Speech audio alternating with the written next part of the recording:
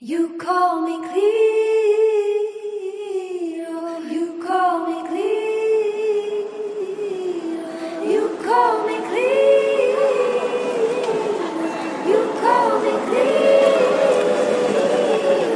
you call me Cleo, knowing I deny you. What's up, fam? Welcome back to the Time is Ripe podcast. This is Scott Smith once again. I am your host here on the Time is Ripe podcast. This is a podcast of ripe creatives. We are a ministry based out of the great city of Philadelphia. And it's going to be an awesome episode here today as we go back in time to March 4th through March 5th, 2023. We did a thing called Breakaway. It was a blast. And this is actually kind of like the second part of a two-part episode with the Renew Conference. We did that event on Friday, March 3rd. And then we jumped into this Breakaway shenanigan on Saturday and Sunday of the same weekend. So it's almost like a two-parter episode. If you didn't listen to the Renew Conference episode, I highly encourage you to go back and listen to that first. But this one should be great. And we are super excited to be able to talk about the breakaway aspect of that same weekend here today. We got a couple of guests here to talk about this whole thing. Both of them are not first-timers. They are both returners to The Time is Ripe, and we are super excited to have both of their voices here on this episode with us. They're two of the crew that went down. Overall, the crew was Aable, DJ Angie, Rick Harmoney, and Eves, as well as myself. And a couple of those people happen to be in the room to talk about this whole thing. First up, Rick Harmoney, welcome back. Yes, I'm back like I never left. Literally never left. Time is right. Rick Harmoney's on another episode. Shout out to us for getting Ricardo Labastida on a couple more episodes. Dang. Waiting for these royalties to kick in. Yeah, right. Good luck with those. We also have Eves back. Welcome back, Eva. It's good Marie. to be back. Yeah, definitely. If you remember, back in season 1, we did an episode called A Creatives Cafe, where we talked to Eves. And that was it was literally on my top 4 list of podcast episodes from season 1. I absolutely adored that episode. It was great to talk to you there. And so much has happened since then. So much. And so it's good to actually have you on another episode here on Time is Ripe. And it certainly will not be your last. So the three of us are going to be here talking about this whole breakaway thing because we were all part of the weekend. Shout out to Ant and Aable, who are not able to be here for this episode. But their names will be said a lot as we break this whole thing. Also, just want to briefly say thank you to Jarrett Moses, a.k.a. Top Mop Productions, for recording and releasing and editing and producing this whole podcast. So thank you, Jarrett, for being in the room with us. We appreciate you. Yes, sir. Cool. Now, context for Breakaway is that we actually did Breakaway Youth for Christ in 2022. Yeah. Myself, Rick, Aable, and DJ Angie went down. We got to be a part of the 2022 version of the conference. It was their first one coming off of the pandemic. And we got to be kind of a little bit of the rebuilding that thing because Breakaway has been a big thing for years and years. It's ran by Youth for Christ and it happens at the Ocean City, Maryland Convention Center. So it's in the big convention center down in Ocean City, Maryland. So this is we did it in 2022. We actually didn't do an episode about it.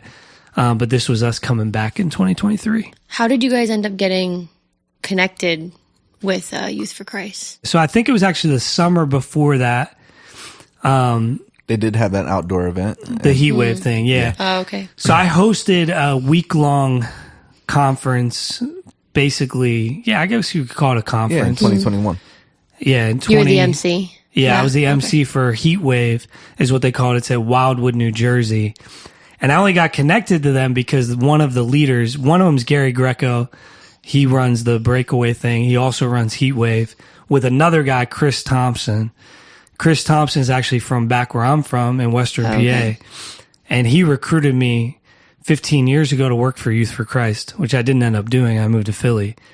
But 13 years ago, I guess. But so I've known Chris for So the connection a decade stayed and a there. half. You guys are in relationship. Yeah, I mean, not deeply, but every year he was like, oh, you're doing that Philly project thing in the summer, so I could never be a part of Heatwave. Right. But he kind of said, if that ever changes, let me know. And then whenever I stepped out of that, I got my summers back. where I could be a little bit more flexible. And so he asked me to come host Gotcha. the Heatwave thing. And then because of the way that we operate, where we're in community together, they didn't have a worship team for that first Heatwave. So we basically formed Ripe Worship Yeah. to go out and lead worship. And then we brought out artists every night at Heatwave. So Aable came out and performed a Heatwave. Namara came out. Claire came out. And then Jarrett actually ran sound for Heatwave too. Oh, that was one of sweet. our first connections. Yeah. Wow. Like where we spent a whole week together out there. So the Youth for Christ thing has been building since then. And I've even done some retreats and stuff for them out in Ohio since then. And Gary's kind of become a fast friend. But they're bigger than just this region, right? They're They're national. on a national Yeah, scale, international, right? I think. Yeah, they're huge. And Youth for Christ is like, it's like Young Life. If people are familiar with Young Life, it's almost the exact same model. Totally. Getting into schools, doing contact work, building relationships with kids right where they are.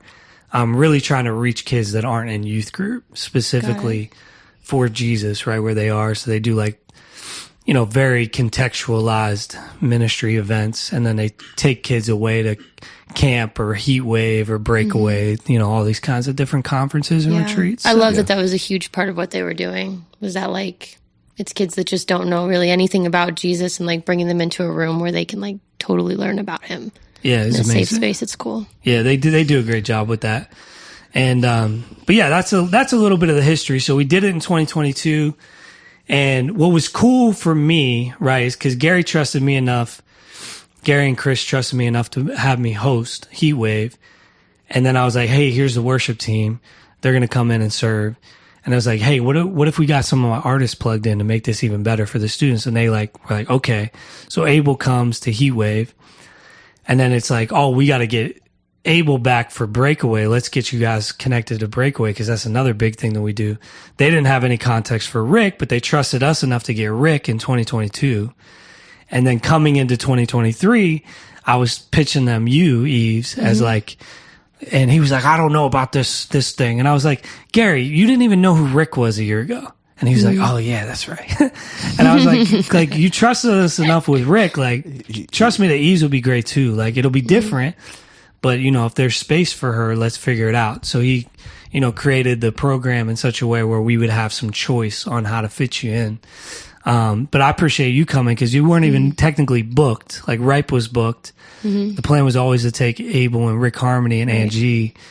But we kind of felt like it was a great opportunity to plug you into something that we already had going on. Yeah, I was happy to be there. It was great. Great experience overall. It was definitely good.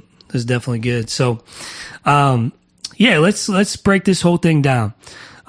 We left Renew Conference Friday night, get to Ocean City, Maryland around 1 a.m. Eves actually had another gig on Friday night in Jersey. Yeah. So you came on your own Saturday morning. Yep, did a little road trip by myself. It was good. I'm glad you were able to make it. I was just going to say, we got there dumb late and had to wake up super early. Yeah, you did not have to wake up quite as early as I did, but yes. 'Cause I had to, but you slept in the car. I did sleep in the car, Rick. I wonder who did not sleep in the car. The driver. Is that you? Yeah, Rick drove my car, our car, mine and Darlene's car, down to Ocean City on Friday night. But so the flow of the event, just so to kind of try to give some details to this, there's basically these big giant sessions with students. There's, 500-600 kids there. It's a big conference. I think at its peak, it was around like 1,000 kids. I think it was the biggest it ever got. It's probably headed in that direction again, post-pandemic. But they had, hundreds of kids there. And it's like these big, giant plenary sessions with artistry, worship, teaching, mainly those things. I don't think they really do a lot of big group games because there's just so many kids. And then they break up into like breakout sessions in the afternoon. They come back for big sessions in the evening and then another big session on Sunday. Yeah, they don't really do like games, but they do like service aspects. Like how can they serve the community that they're... Right. Saturday afternoon, right. They did like a big cleanup of the beach and stuff. Yeah. So still like a lot to the weekend. But I remember Saturday morning, I had to get up super early because I had to go host the first session on Saturday morning, which you guys were exempt from. Congratulations. Amen. But I got to meet a guy by the name of Reggie Dabbs. Just want to shout out Reggie Dabbs, one of the probably biggest youth evangelist people for the last 20 years, I would say, 30 years, nationally. Amazing speaker. He was fantastic. He plays a trumpet on stage. And he was the speaker for Friday night when we were at Renew. So we weren't there on Friday. He was the speaker for Friday and Saturday morning. And, I think the morning session was just kind of getting acclimated. And then you guys pulled in right after that morning session. Yeah, were you guys there for it? No, we had pulled in right at the end and for sound check. Yeah, we met Reggie, but then he went to a breakout session. Yep. So we got to meet him, and then we did sound check. Yeah. Yep. That's what we came for. Yeah, so we did sound check around 10 a.m. And that was the first time. I mean, we had already obviously been there before. Angie, myself, Rick, Aaron. So we kind of knew what to expect. This was your first time walking into the convention center room where this whole breakaway youth thing happens. What was your first impression walking into the room? I mean, other than leading worship, it was definitely the biggest space that I've ever had to come into. Like, I just felt like the room was big. Like, I was like, oh, this is gonna be a lot of people. Like, if this is what I think it's gonna be. But I don't know. It was a good energy. I think that being around the guys and them having the experience and like working with Ant and like troubleshooting track things and like just the patience and the overall humility around it of like, we've done this a lot before, but like, we're here for you. We support you. We know it's a big room. And like, I don't know. It just felt very like, I was just excited. Because I didn't feel afraid of it or anything like that. Yeah. It was just like, there's an opportunity here So to you do got something this. fun. Yeah. You got this. Yeah, so just to kind of give overview, like, so Eves is an artist on the lineup, Rick's an artist on the lineup, Aable's an artist on the lineup, Angie is the DJ for the conference for the time that we're there, and I'm kind of the host MC of the conference, which honestly, shout out to Gary for letting me miss Friday night to be there at Renew, because I know he did not want to have me miss Friday night. He had to get somebody else to MC. I think it was Tucker. He got Tucker from Painting Freedom, who was there to MC Friday night. So I kind of was like the host MC for all of the sessions. And that was kind of the framework for us getting there. This is a little bit out of order, but I think something that would be fun to kind of talk about is even predating us going. The Monday night before Breakaway, we were all together for a couple hours. Probably should have been about 30 minutes, but I think it ended up being about 3 hours because of the way that we worked together. We all sat upstairs in a bedroom and talked about the flow of the sets because there was, 5 different sets that we had to fill. Mm-hmm. And this was the first time having Eves be a part of like sets with Rick and Aaron in a way of like, how do we make this work? How do we do these? What song choices do we do? Like, we had to plan out all the sets. Yeah. So, do you guys remember that? Yeah, so we were looking for easy transitions within our songs and the songs that we wanted to do so that it wasn't just like, all right, Aaron did a hype song and then Eves did a worship type song, like try to keep it consistent throughout that entire set that we had. Mm-hmm. Because, right, like you said, there was 5 different sets. So we had to break up our song choices within 5 different categories. Yeah. So just really like thinking through our songs and what complements one another. And then also were those transitions smooth. We didn't want it to like end abruptly or end like feel like awkward, right? Like I think as an artist sometimes like if you don't have a smooth transition, the vibe of the room kind of like shifts. It's like, ooh, that just didn't feel right. You know what I mean? It becomes a distraction almost. Yeah. Right. So we spent 3 hours trying to find those transitions so that there was none of that in the room. So yeah, and I think it was new trying to fit my music into like what you and Aable do too. Like trying to figure out like what songs that you guys sing have the most melody or is like what feel and beat transitions well to the music that I make. And then I think also a big part of it too is like we were cast vision for like what kind of moments we were supposed to create.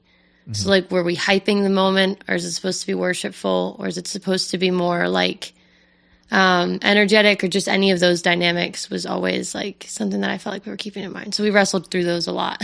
Yep. Yes. Yeah, the 5 sets were like, there was a mini super short set on Saturday afternoon session. Right. That was just you and Aaron. It was like a 10-minute set. Yeah, Yeah, it was purely like for the 7 sake minutes. of hype and like a sneak peek. It was like a sneak peek for Yeah. Saturday night. So rather than try to fit all 3 of you in, we said, all right, we're just going to do Aable and Rick for that. And then Saturday night, there was a big pre-show hype set that we decided to give that fully to Aable and Rick and you, Rick. And then there was a 12-minute like spotlight set in Saturday night, because Saturday night's kind of the big session. Like that's kind of everything's coming to a head Saturday night. And so the decision was, let's give Eves this full 12 minutes in the main session, give Rick and Aable this joint 30 pre-show set. And then on Sunday, we had a pre-show set that was like 30 again and another 12. And we said, why don't we take the Sunday 2 sets and make those intermixed, where you guys were kind of flowing into each other. Let's keep it simple on Saturday. Just have Rick and Aable, who've done this together a bunch of times, do one set, have Eves do the other set, which I think was just like a good plan. You know, I don't know if you guys felt that way. Well, for me personally, I felt like our last set on Sunday was like, that was the most like smoothest set that we had, even with all 3 of us sharing that. Like I think we did one song each, right? But all 3 of those songs just like transitioned well into one another.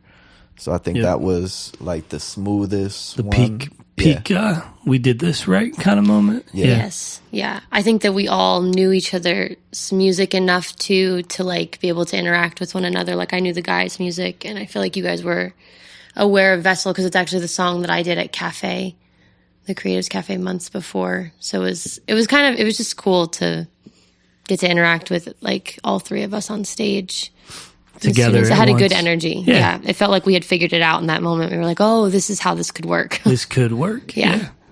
Let's just go through the sets real quick. So Saturday afternoon, Rick and Aable do that quick teaser. I just remember like the first time I got on stage and I walk out, you know, because there's probably 600 kids there. I would say at least 150 to 200 of them were there last year. And as soon as I walked out on stage with Ripe across my chest, they were like, oh, snap. They're back. So they already knew, like by Saturday morning, the buzz was already in the room. They're like, oh, the rappers are back. Which I thought was really, really cool. Cause by the time you guys came out for that mini set on Saturday afternoon, kids were so hyped. Like you had, even without trying to prompt them, kids were running down to the front for that. Oh yeah. I mean, it was kind of wild because like, there was one kid in particular that I remembered, and, he was like, you remember me? I'm like, yeah, I remember you. And then he was like, he's like, I still remember all the songs. And like, every time I would like look at him, like when Ant would play the next song, like he was like shouting the lyrics, like knew it bar for bar. Like it was kind of crazy. Like I was like, dang, I don't even remember every bar for bar. Like, Rick's like, you might have to rap my songs for me. I haven't touched a couple of these in a while. Oh man. But nah, it was like, that like moments like that are like so dope because you're like, dag, like I shared on the previous podcast, like you don't, like sometimes as artists you don't get to see the fruit of like what you did at a particular event. Like that carries over with like the people that are shepherding those students, but like sometimes we only get to see it if we get invited back, or like unless those stories are shared with us, but you don't actually get to see like the impact that you make with some particular folks. So yeah, I mean it was like palpable in the room. Oh, they're back. You know, even before you guys were seen yet, because you guys weren't even there in the Saturday morning session, but you could feel it. And that first set I think went extraordinarily well. And, you know, Gary was super pleased with that. The other thing that happened at that Saturday afternoon session was Runks got there. Runkles, the evangelist from Texas. So he kind of came in to replace Reggie for the rest of the weekend. That's one of the things Breakaway does that's super interesting, is a lot of times they'll have 2 different speakers that will like split the weekend. that are very different stylistically, just in case, different students connect with a different speaker. And that's what they did with Reggie Friday night, Saturday morning. We were only there for Saturday morning. Then Saturday afternoon, Saturday night, Sunday morning was going to be Runks. Yeah. And Runks is like this tall, skinny evangelist dude who's got ADHD out the wazoo. From Texas. He's from Texas. He has like "What's up, y'all" on his shirt or something. Pray for Texas. Pray for y'all. I don't know. Pray for you. Jesus, y'all. Jesus, y'all. I think that's what it was. That might be Jesus, y'all. You got the shirt. He gave you a shirt. I haven't worn it yet. My bad, Runks. My bad. But I just remember like meeting him and just super encouraged by like his energy and passion for Jesus, like he was just super excited to be there. And then one other guy that we mentioned, Tucker from Painting Freedom, shout out to Tucker, super appreciative of him. And kind of all of us like got to meet and kind of intermingle. And, it was just kind of like, man, tonight's going to be crazy. Like I felt coming out of Saturday afternoon, I was like, tonight's going to be great. And, we got to go get lunch with, Tucker, in the afternoon and spend some time with him, hear more of his story. And, cause I've kind of known of Tucker for almost a decade now, really. But we've just gotten connected in the last couple of years. And we have, visual artists in our team and visual artists who we're serving. So there's been kind of a lot of crossover and cross-pollination, connections, relationships happening. So I thought it was sweet. I was going to say, it was cool to kick it with him. And also, I think he was kind of encouraged. Like, I know part of our conversation, like, I was like, yo, like, your stuff is, like, dope. But, like, I just feel as though, like, visual artists, they don't get the highlights that they often should get sometimes. You know what I mean? So I thought it was super cool and interesting, even in the comparison of, like, last year to this year, to have someone like that and display their gifts, but also, like, share what God has been using them through it. Like, even, like, his live paintings while while worship is happening, right? Like, I thought that was so dope, where after worship he would explain his piece and it tie it into like the message of the night. So yep. Yeah, he's super, super talented. And it's like clockwork for him at this point, right? Like he designs his paintings, knows how to paint them exactly in the amount of time that he has, and then be able to give almost like a devotional. It's like a mini devotional sermonette about the piece. And then it's cool because the speakers might not even know that he's even there, but they're able to take his image and tie it into their messages.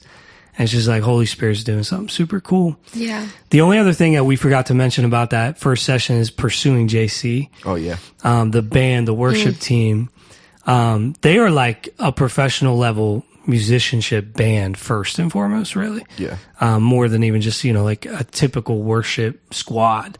Yeah. They're like professional musicians, all super young, so talented. I don't know where their trajectory is or where they're going to head. The school from Nashville they go to? Some of them? A couple of the students went to Belmont, but none of them for music. They just happened to be there. Belmont's one of the biggest music schools in the country. Yep. But they're all based out of New York, though. It's kind of where Long Island. Long Island. Right, they're up in New York. Yeah, they were super, super talented. And just kind of like even juxtaposing Ripe Worship, because we did, Heatwave. We're just different. Ripe Worship has a totally different style and feel to Pursuing JC. Yeah. And I think what was cool was to see Youth for Christ, like, version of worship, which is like that both and model of like really, really high quality worship, but also kind of like the cover band vibe. Like that's what they're going for. Like that's their ideal. Yeah. Because of the fact that most of the kids in the room aren't church kids. Right. And so they want to be able to have that kind of, playing Taylor Swift's classics and stuff too. Right. To connect with students that this is like their first ever Jesus conference. And I think for our team, I mean, Emily can attest to this, like that's not super comfortable for Ripe Worship. Mm-hmm. And I think it was cool for me to see a team that like fits what their mold really is, what Youth for Christ mold is. And I was like, oh, that's what it's supposed to look like. Like I was super impressed. I was like, oh, this makes sense now. Yeah. Because for Ripe Worship, it just didn't really make sense. Because they can't really do that the same way that, say, Pursuing JC did. The DNA is different. It's just different. Yeah. Like those people are performers. There's and not a worshipers, moment that's not full of energy in the way that it's not that the worship, it's just a different style of worship. Like every movement on stage is like choreographed. They know it. Yeah. It was, there's nothing that's happening that's a surprise. They're like the Last Showman or whatever that movie was. The Greatest Showman. The Greatest Showman. The Last Showman. The Last Showman. They are the Last Showman. But shout out to Pursuing JC. Yeah, you guys, so great. They killed it all weekend, but I remember being like, oh, this is what the Youth for Christ best case scenario for a worship cover band doo-wop thing that they have. I was like, this makes sense now. Constantly have the intentionality of captivating the students' attention. Like every moment is about captivating their attention. Yep. And shout out to Corinne specifically. Corinne is the drummer from Pursuing JC. Yeah. But she also stepped in for one of our sets. On Saturday. Yeah.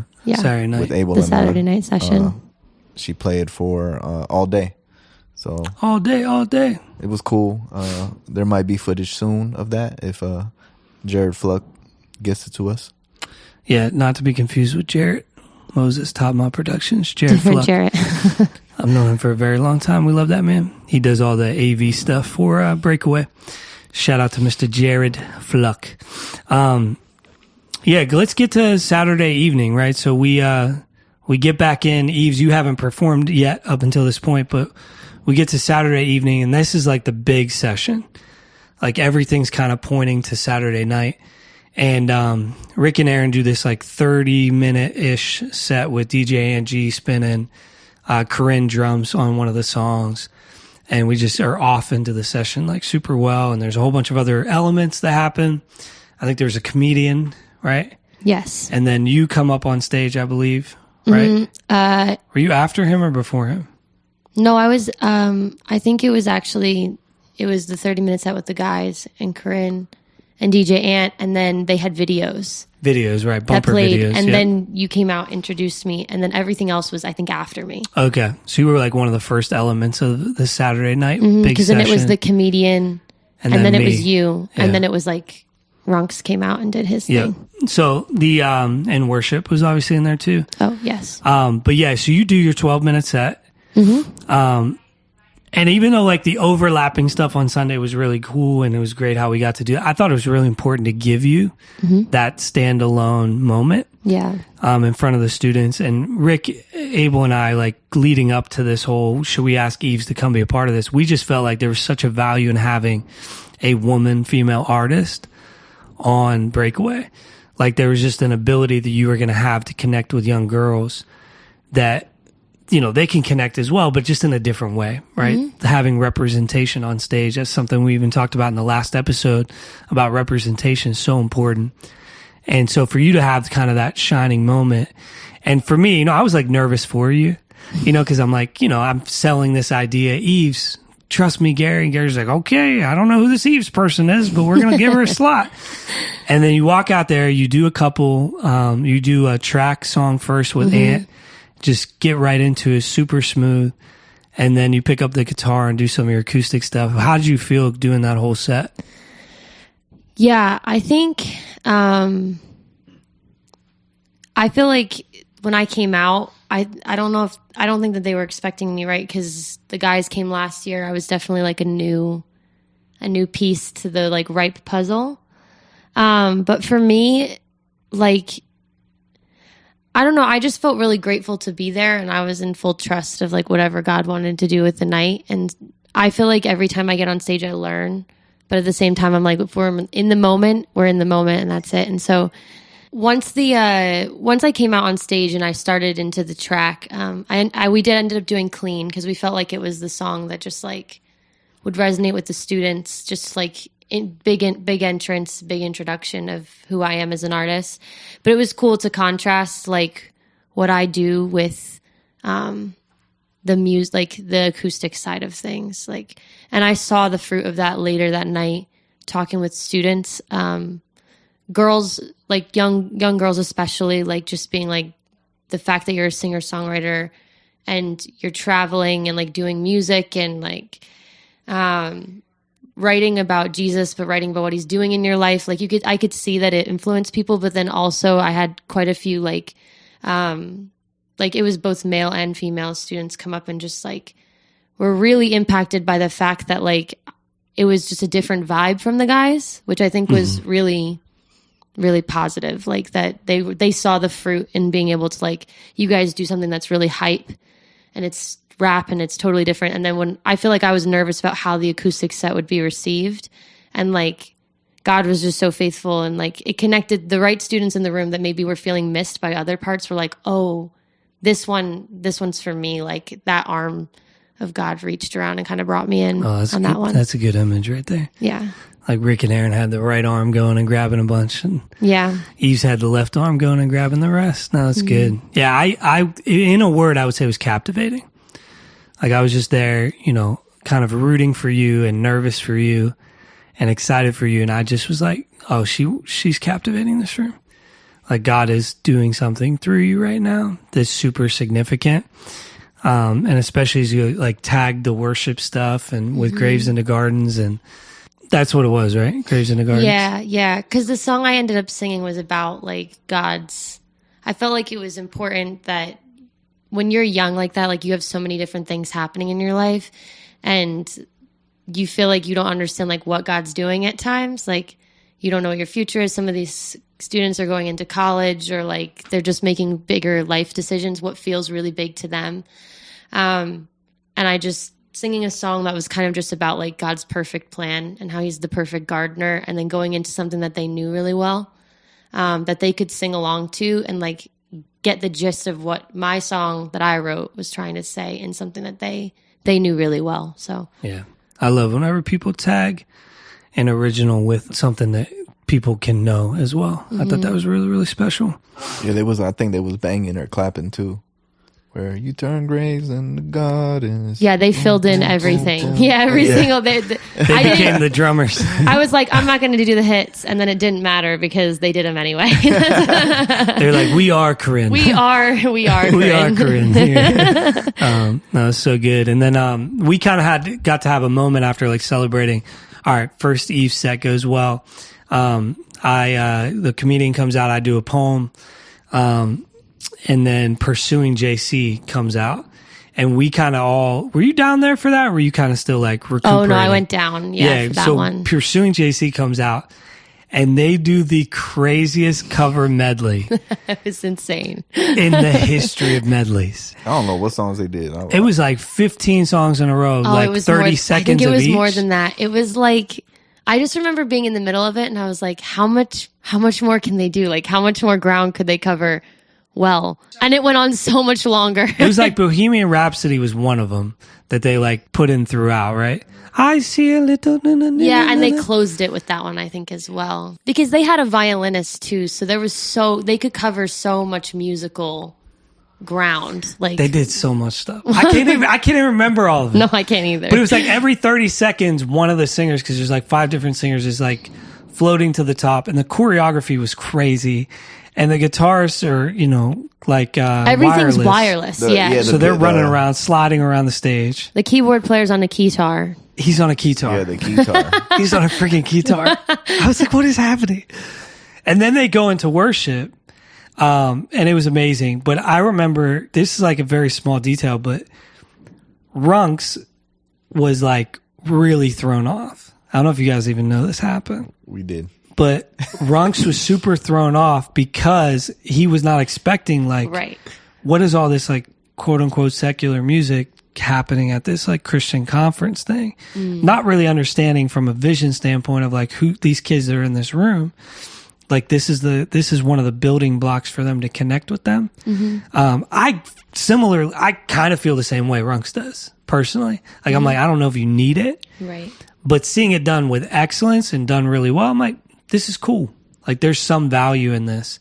And clearly there was value in the sense of what God did that night. So, but Runks was kind of super flustered and like kind of disappeared for a little bit. And I was like, oh, I need to go find him. Like one of my roles, like from the host, MC, curator is like to make sure the next person is set up well. Sometimes that means introducing them a certain way. Sometimes that means like walking them off the cliff. sometimes that means going and giving them a hug or praying for them or whatever. So I went and found him, and we just kind of had a quick dialogue. And I was like, look, dude, at the end of the day, like all this other stuff that you're feeling, like that'll get figured out later. But the most important thing is that there's 500 kids out here who need to hear about Jesus tonight. And that's your responsibility. And that's the only thing you can steward tonight is your message. I was like, let's pray. And he's like, thank you. So we prayed. Pursuing JC wraps up with worship. Runks gets out there and gives an unbelievable message. I was just going to say, there have other, like, knowing the environment also, I think, plays into that, right? Like, because I've seen people also do that, but they do it well with the intention to like captivate an audience with one of those secular songs, but also then pull them in with the gospel, right? Yeah. Jasmine, for example, the Nas piece, right? She'll rap the verse of like, I met a woman who's becoming a star, right? And then she'll go into Daddy, right? Super powerful. So I think knowing the audience and knowing who you're like ministering to, and I think Youth for Christ, they know who their audience is. Yeah, they know who their right? audience is. Yeah, and I'm not here to debate what they do. Like, to me, I'm like, they have their mode. It's not a good fit for ripe worship. Yeah. Stylistically, right? Like, and I get now why that is different. You know what I mean? I think seeing it done well, I was like, oh, this makes sense.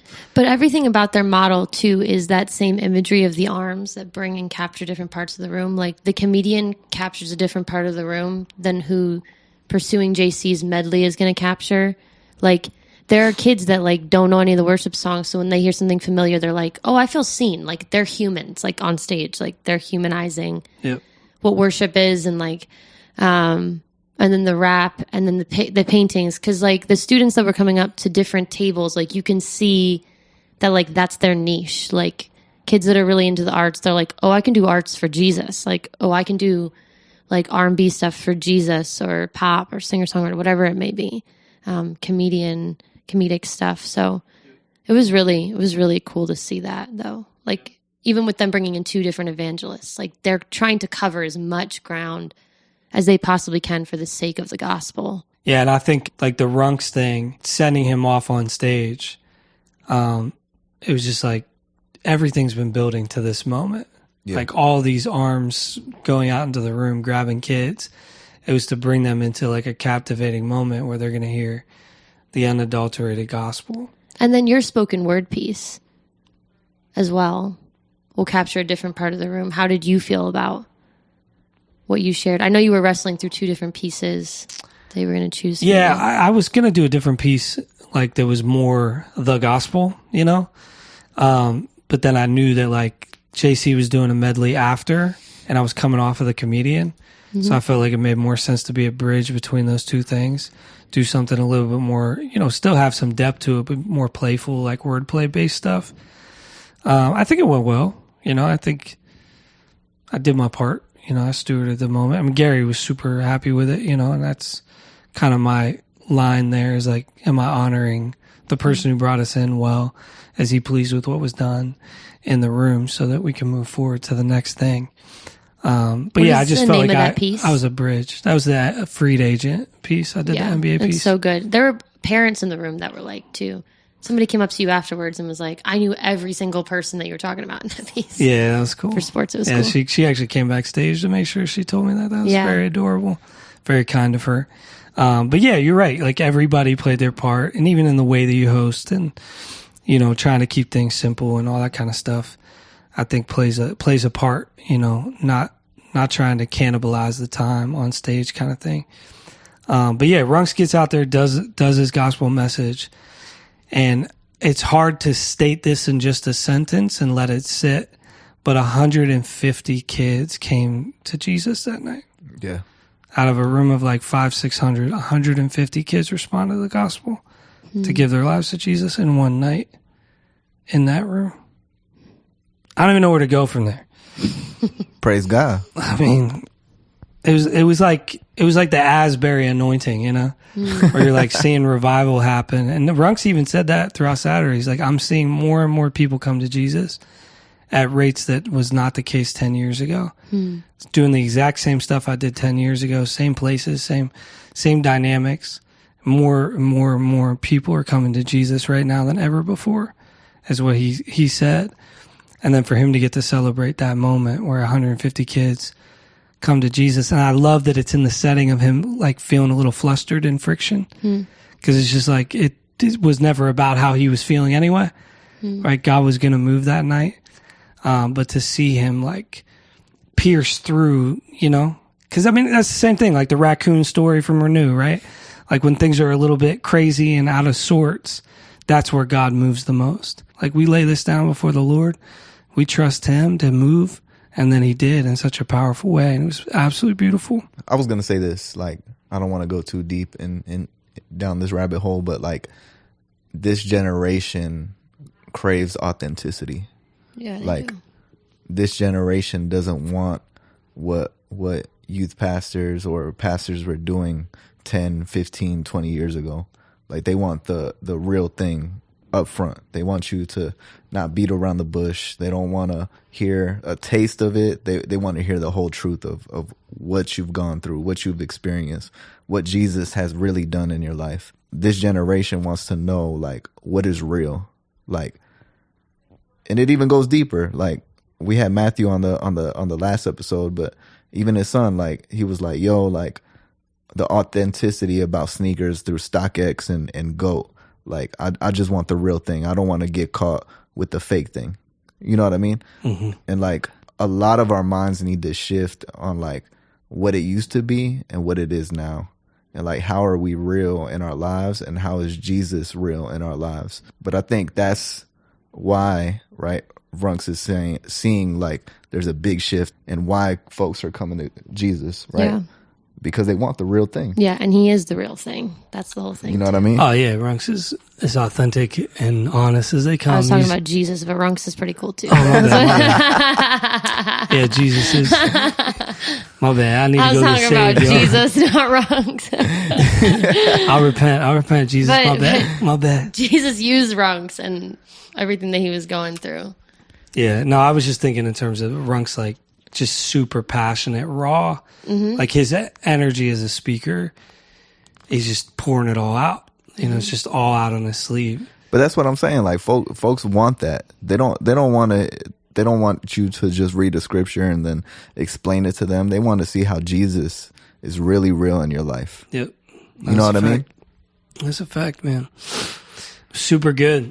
It was just a really cool thing to like play a part in what God was doing. And like you said, Eves, every aspect of the night was pulling different kids in so that at the end of the night, God could see 150 little babies come to accept what it means to be a follower of Jesus and start that process, right? And we don't know the outcomes. We know that seeds get sown on a lot of different kinds of soils. Mm-hmm. But we always, pray for those young people that they would be good soil and that it would take root in their heart and they'd, produce much fruit down the line. So it was, either way, God was doing something really miraculous. I remember talking to one of the youth pastors later that night, who was like, yeah, probably wouldn't have come back. He brought a group of 8 out. He's kind of like annoyed with how the weekend was going a little bit. He's like, but then 3 of my kids stood up to accept Jesus. So I was like, I don't know. I guess we got to come back. You know what I mean? It's just kind of like on the surface. He was like, I don't know about this. But then 3 of his kids are responding. And that's like what you're saying, Rick. Like what the kids need isn't what it used to be or what our view of certain things, what's successful from back then might not be what it is anymore. And thank God for people like Gary that are willing to stay attentive to the Spirit and see what God's trying to do and honor that call between him and the Lord to put all these things in play in the right way to create the outcome that we got to see, So, but yeah, both of y'all, all of you, Aable, DJ, Ant, you two killed it Saturday night. Did you go out with us after Eves or did you go to bed? No, we went and hung out with the students. Yeah, we went to... came to the beach? Yeah. I came to the beach, and then I ended up connecting with the church that I used to go to growing up, East Stroudsburg, which is a whole crazy story that is a tangent in itself. But But post show, I mean, let's just talk about that, because I think that to me is a part. We talk about this a lot on this podcast. It's never just about the stage time. It's always about the investment off stage. That's where a lot of the fruit happens for us. And we got a chance to go to the late night op, which was the beach. Yeah, we went to the bonfire, kicked it with some of the... It was freezing. Oh, yeah. So cold. So windy on That the fire beach. didn't do anything. Yeah. That fire was down in the hole, man. I was about to get in that hole with the fire. It was so cold. Thank God I had gloves. Yeah. Like, we went to the bonfire. It was freezing. Too cold for a bonfire, but we went and kicked it with a couple of the groups, and then we chilled in one of their hotels. It was at the hotel that I was staying at. Yeah, it was Eve's hotel. Yeah. But they had like a lobby with pools and parrots. And the parrots, yeah. And we just kicked it there and just conversing with some of the students. And and I was talking to one of the leaders then. Yeah. And we were, because this is kind of a crazy story, but East Stroudsburg UMC, they have been one of our partner churches of Ripe Creatives since we launched. So when we launched Ripe Creatives, we sent them a letter. They set up a missions committee meeting with me in 2019, and they decided to partner with Ripe Creatives and have been for the last 3.5 years. Mm-hmm. And then they were there with students. But you have a wild connection with them, Eves, which is crazy. Yeah, they were our, my family I didn't really grow up in the church, but I grew up in a family where Christmas and Easter, we would go to a service, and that was where we went, East Stroudsburg, United Methodist Church. So crazy. And what's really wild is that I remember I was kind of floating next to a lot of what they were doing youth ministry wise. So I remember them bringing the van to the middle school and picking up for Thursday afternoons for jam, all of the guys that I was friends with. And I never got in the van, and I came to a couple of the, youth events on Sundays, but it was just, there were seeds being planted that I don't think I saw the fruit of until I was post high school. Oh my gosh, that's so good. But I was talking with some of the students, and I was like, do you guys still go to the bagel shop up the street? And they're like, yes, the one by and they know what I'm talking about. So it was kind of cool to talk through that. That's so wild. Yeah. But that's such a small world to think seeds were planted by a church that's now giving to a ministry that you're reaping some benefits from. Yeah. You know what I mean? Wild. When you put it that way, yeah, it does. It's kind of insane, just legacy consistency there. But even beyond those conversations with East Stroudsburg, leadership and making all that connection, I know we had a moment leaving, Rick, that was pretty funny. Leaving the hotel. Oh, yes. That was kind of wild because, I mean, it was late, kids, I don't know why they was still up. It was around almost close to midnight. I would say it's about midnight, yeah. Yeah.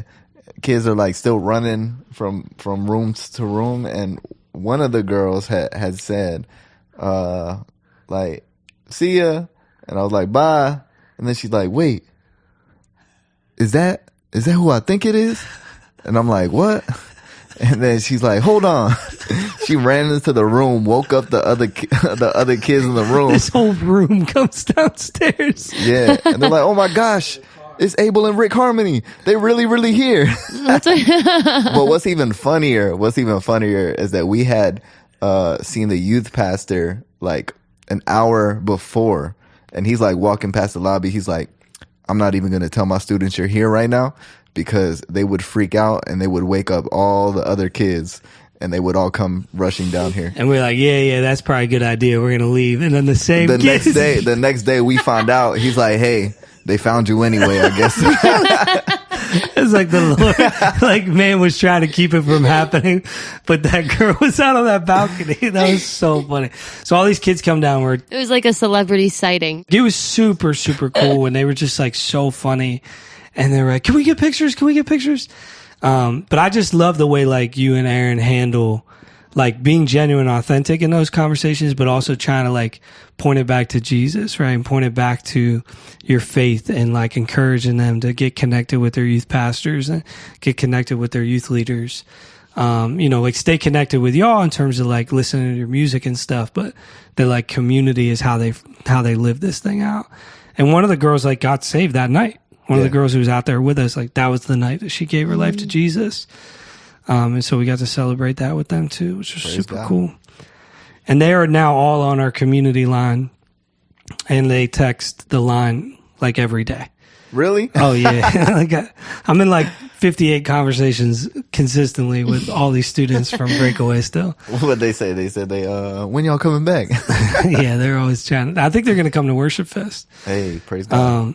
But yeah, it's just like really, really cool. We get back, we go to sleep, and then Sunday morning was our final session. And that was whenever you guys did the overlapping stuff. Do you guys remember anything from those two sets? I mean, you kind of talked about it already. I did allude to it earlier. Our last set was more of a worshipful type set where I have an unreleased song. Let Me Go. Yeah. My bad.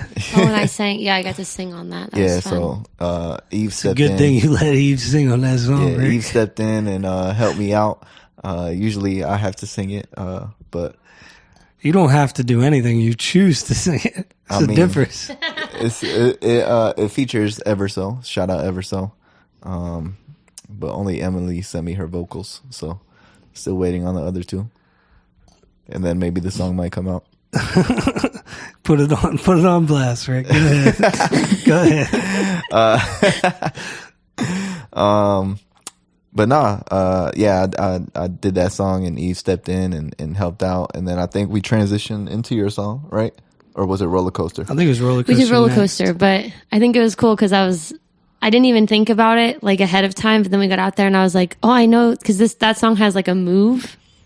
Like, how do you, like, there's like a movement to the main hook. Yeah. The up, up, up, and down. And like, I was like, oh, I know this. Like, I can help coach kids to do this. Like, because I've just been to so many of your events with Ripe. So, yeah. And then what was funny is like, that song didn't finish because I kept going. Oh my gosh. Rick, we're not going to talk about that. Rick has this tendency to overstep the ad lib sometimes where Aaron's trying to say something like super deep. And Rick's like, yeah, say it again. Rick's like, you might be depressed, but, and Rick's like, yeah, come on. I was like, Rick, what are you doing? I'm cracking up. We were debriefing that afterwards because that was a little bit of a mistake. It was really funny. It was very funny to us. No, they were engaged though. They didn't like. Rick, we're not saying they weren't. You gotta pay attention to the cues. There's some social cues sometimes. But Vessels was the last of the three. Yeah. And that blended set was really, really amazing. And even the pre-show set, like blending you, doing some different tracks in and out of them. Mm-hmm. I'm glad we didn't do it on Saturday, but I'm really glad that we did try it on Sunday. You know, I think the easier option would have been to be like, all right, so Rick and Aaron are doing the pre-show on Sunday and Eves is doing that 12 again by herself. Mm-hmm. But we wanted to figure this out. We wanted to figure out, is there a way to blend so that it feels like Ripe is a cohesive team that, you know, even though Eves was thrown in last minute, so to speak, really, but it didn't feel like that to the students, and I don't think it did at all. I think by the end of the Sunday, it was like, oh, Ripe is this squad of people, which I think is an advantage to all of you, right? They follow all of you individually, but they also follow the movement that you represent, you know, which I think is a really important thing, so... And shout out to Aunt G because That's what I was going to say. Yeah. Ooh, like... For him to transition that well. Oh, he transitioned it so well. And like, he's just... I think that people don't realize like the value of a DJ at the caliber that he is. Like what he's capable of. And then how much he knows the music and how much he's able to like he helps you cultivate the moment. And like now me as a You're spoiled artist, I'm like, I'm never doing an event without him. Like otherwise, like cause it's just, cause he gets like he knows how to flow. Like he's not just putting songs on, like he's not just like cueing a track and then just like letting it happen. Like he's watching everything that the guys are doing and I'm doing and like, he's ready and he has cues he's queued things up to like loop and follow them and follow myself. And I feel like that was something that was just really cool for me to collaborate with him on, because that morning we sat down and I was just kind of like, these are some things that I'm not sure transition wise. And I was like, I don't know how I'm going to come in on time on this one song. And he's like, Eva, like, I'll just bring it in. And I was like, wait, you can do that? And he was like, yes, that's what I'm here for. And I was like, oh, okay, like, this is so awesome. Like, it was just really cool to experience him that way and see him, like, really do his thing. And, like, yeah. He's a cheat code. I mean, that's why so many of our events, like, Jared knows this. I mean, my conversations with, like, block parties and all that kind of stuff starts with Ant's availability and Jared's availability. Yeah. Like, I'm like, if I have those two, we can build lineups, right? With Ripe artists that are available or artists outside of Ripe that are available. We can build a lineup for a show. But I need Ant because Ant creates such a level of excellence. And I need Top Mount Productions because you can't run a show without a sound system. And not just a sound system, but one that's engineered right? So that's like my starting point for almost everything that we do. But Ant, yeah, he just brings a level of like class to the way that he does things that's super, super special. And I thought it was funny to hear you kind of get spoiled because the same thing happened to Rick and Aaron a couple years ago with Ant. Where Aaron was like, yeah, I don't know if I ever want to do shows just off a laptop or a phone anymore because this is such a different level of professionalism. And what we've seen is whenever you do things the right way, there's a higher degree of being brought back. Yeah. You know, if you just show up with yourself, a laptop, standing on stage, dancing around, like, I mean, Rick's seen artists do this and you're not trying to bring them back.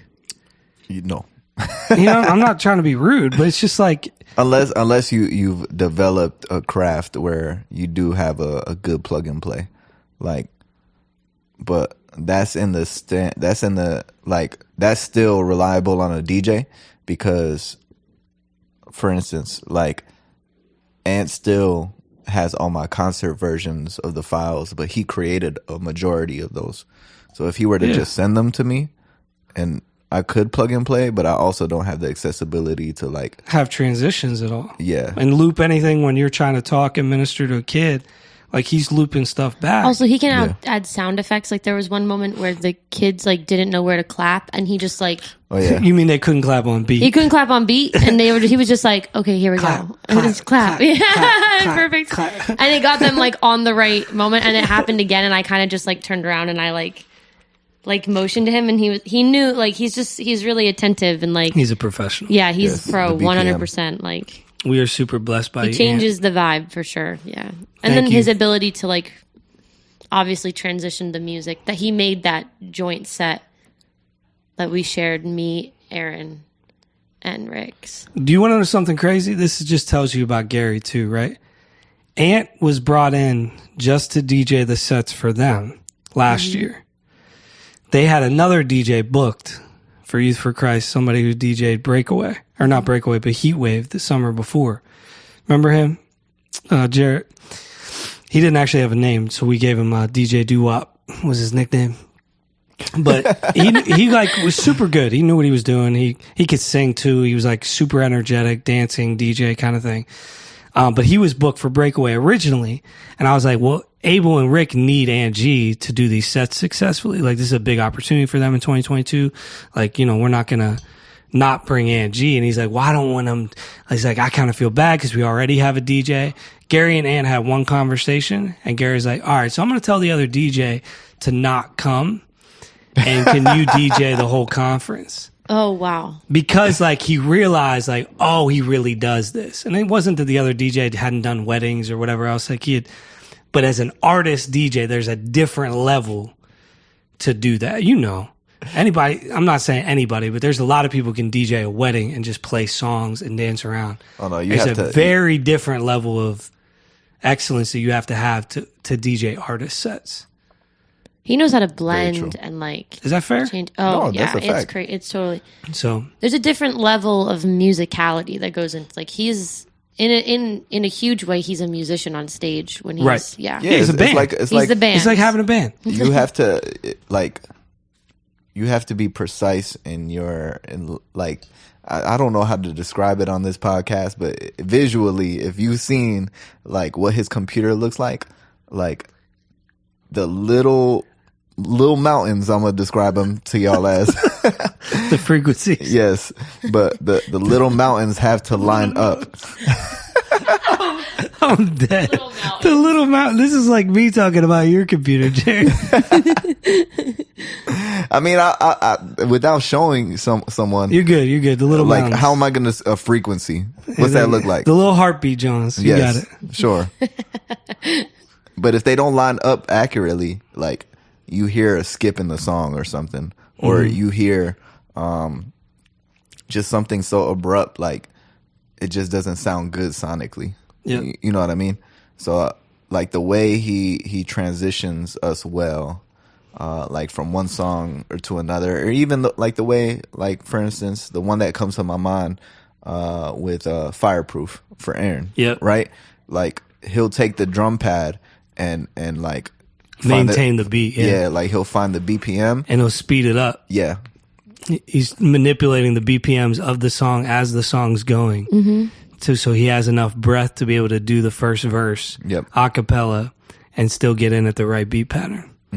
It's insane. Yeah, you can't teach a DJ that's just there to like play music and create a good playlist how to do that. Yeah, that's what I told Gary. I was like, just- Gary, no, we're still going to bring our DJ. Like, you can have another DJ do the conference. That's fine. But Ann is our this DJ. has to happen. Yeah, because it's And he was like, oh, okay. Well, I don't want to offend the other guy. And then, it ended up working out. But now, guess who the DJ was for all of Breakaway? Again, this year, it's Ant. And that's what happens with Ant. Like, you put him in a room somewhere, they always want to have him he's back. also just the best as a human being. He's Big Papa Bear. He's the bishop. best. He's sliding with The the slides. bishop. Slide with the slides. No, Ant's just got like a huge shepherding, like pastoral Humility. care heart. And I know Gary appreciates that a lot. Connecting with students after the shenanigan. Any like Sunday post show, we've done our 5 sets. Runk's final message, Pursuing JC's wrapped up. We're cleaning up, packing up. I know I didn't really talk to a ton of students because I was packing up the gear and everything else. But did you guys talk to students out in the lobby at all? Oh, it was phenomenal. Like It really was. I mean, it's always good to connect with folks, right? Like we never want to portray it as like, oh, we're these untouchable, like type of people. Like you only see us on stage. And that's the only place y'all ever gonna see us. Like, nah, we make it more genuine and real. Like, nah, meet us. We'd love to converse with y'all. And there was actually one girl in particular who came up to us, tears flowing from her face. She's like, I just gave my life to Jesus. And I was like, oh, that's amazing. Like, praise God. And then, like her youth leader was like even crying. Like it was just like a real genuine moment. And like, you don't always get to experience those from the stage, but when you make yourself available, like you get to see the impact. You know what I mean? So good.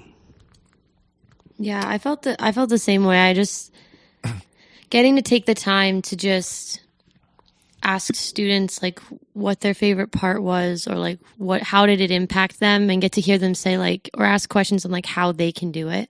Like, because I think that I've said this before on the podcast, I think, but if art doesn't inspire somebody else to create, then for me as an artist, it gets questionable, because I'm like, it should, like, when you hear something, like it should, I don't know. I think it's the goal is that it makes other people want to make art. Right. And so then to interact with the students, a lot of the conversations I ended up having were like, how do you decide, like, how do you write your songs, or like, how do you stay consistent, or like, and like, I think it sounds really practical, but I think God is a God of practicality as well. Like, as much as he can move in the spiritual and people are being moved emotionally and mentally and in a way to like interact with Jesus, I think also like there's a practicality of being like in a discipline to being an artist of like, I'm cultivating, cutting out this time to like believe that God can use me and use my giftings and use the words that I have inside of me to make a song. And being able to share that and have conversations around that with some of the students was just really, really cool. And their excitement too, just to like meet somebody who they feel like is doing it, is humbling, because sometimes I think that we're like, we're doing it, but are we doing it? Like, it can, you kind of have that moment where you're like, I think it's the imposter syndrome kind of thing where you're like, I'm doing it, but like, am I really? And then you get around these students and you realize that like when you were their age, if the shoe was on the other foot, this would feel like we're doing it. And it's like, gives us something really, really important to steward. So. Mm-hmm. Well, that's so good. I mean, that's the thing, guys. Like, at what point do you start to accept that you are really doing it? You know, we just had the episode with Leah Wren, and, you know, I think that was the first time with the co-bill with Peter Collins. And I think on that episode, that was the first time she said, like, I think I can do this. And it was like, yeah, no duh. Like, you're so stinking talented. Like, we are all aware that you can do this. Like, that this could be your life. But it's catching up to believe that that's true, right? And that doesn't mean you might not have to balance some other vocational thing or tent making kind of situation as you build. But can you do it? Yes. And you already are in ways. You know, that's something I have to constantly hear from O'Dane up in New York. My brother who runs the Ology, right? And he has been like such an encouraging, exhorting voice in my life. Cause he's like, dude, you guys are like the Christian ministry arts thing in Philly. Like, don't shy away from the fact that y'all are that. Like, you guys are the movers and shakers in the city. You guys are doing events. You're traveling. You have artists gigging. You have shows that you're putting on. You have growth, you know, like you guys, like, don't hide from the fact that God is using this. And the same way he's using them up in New York, like, embrace that. Yeah. Totally. That we do have like a flag that we're carrying in the city of Philadelphia together as a community. That, you know, it's not to put down anybody else's artistry thing that they do through their church or whatever else. It's cool.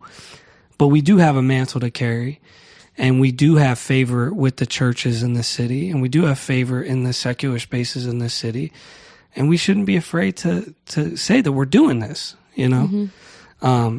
So yeah, you're right. I need to hear that myself too, but I think it's good for you to acknowledge that as well. It's beautiful.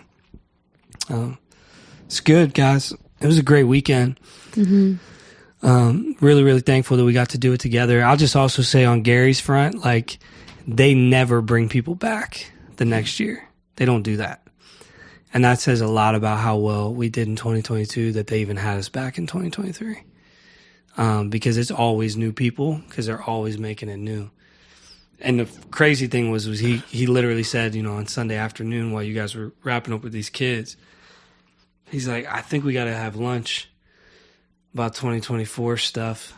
And he's like, I don't know, like, because it's so out of the box for Breakaway to bring people back. Right. Let alone 2 years in a row. Like, I think 3 years in a row might be a stretch for them. Yeah. But he's like, I still want to talk about it. So I don't know what'll happen there, but I think it's a testament to how, like, you guys have stewarded not just the stage well, because that is such a small percentage of the weekend. You're only on stage, 2 hours out of 24 or whatever, you know, or 36 hours that we were there. Like, how do you steward the rest of it? Yeah. And I think that, you know, going to the bonfire and hanging out with kids at the hotel and, you know, talking to them in a parking lot and, like, those things is a part of why you're at the top of their list, you know, for Ripe to be included in what they're doing is because of the stewardship stuff. And as an artist, right, like, you converse with other artists and they tell you, like, nah, just do what you came to do and then go chill, right? I've always subscribed to the mentality, like, give it all while I'm here and I can rest when I get back, right? Like, I have that flexibility, that capability to do so. Like, I don't need to go back home and then create this mindset of, like, all right, that was work and now I got to continue work and then rest on my normal rest days. Like, nah, if I got booked for an event, I'm going to give my all that entire weekend and then I'm going to come back and rest. And I think that with that mentality, I've seen so much fruit out of it, like, relationally, that I may not be pulling in thousands and millions of streams a week, but I've seen consistency in my music and across social media on any way that the folks that I interacted with to stay connected with me in some sort of way. You know what I mean? Mm-hmm. So I think with that, it feels more personable than more so like, oh, like that's just so and so and they're untouchable. You know? So yeah. And I mean, it's just, there's a sustainability thing in there, right? For other artists, like, because they're, like I said this to Aaron, right? Like, you can't maintain a relationship with 100,000 people, yeah. right? But can you maintain a relationship with one at a time or 30 in a room? Yeah, you can. And it's just be faithful and obedient in the moment. Like, don't go hide after the set. You and Jesus go spend some time together, pray, keep your heart humble, right? Repent of whatever pride's going on, ego, like all that stuff. Yeah, you got to have moments like that. But then get back out and jump around with the students during pursuing JC, right? Like, that's who we are. And that's who we have to be that. We have to be different in that way. We can't be hiding behind closed doors. We got to be in with them, because you have no idea how much that you lifting your hands, closing your eyes in worship gives somebody else permission to do the same. Yeah, you're modeling it for them. Yeah, you're you model it testifying for that them. it's a real thing in your life. Like, it's not just... This is not a show. Yeah, you're not just showing up and, like, doing your thing. It's like you can actually take posture of, like, somebody who adores the Lord. Because we do. Because we do. Genuinely. So, yeah. It's not to throw shade on anybody else that does it a different way. But that was a big burden in my heart in launching Ripe Creatives, was seeing the Christian music, Christian artistry industry thing and thinking there's got to be a better way than this. It's no different than the secular realm. It's got to be a better way to do this. And to me, it's like driving home that ministry mindset, that ministry philosophy, that we are not here to gain.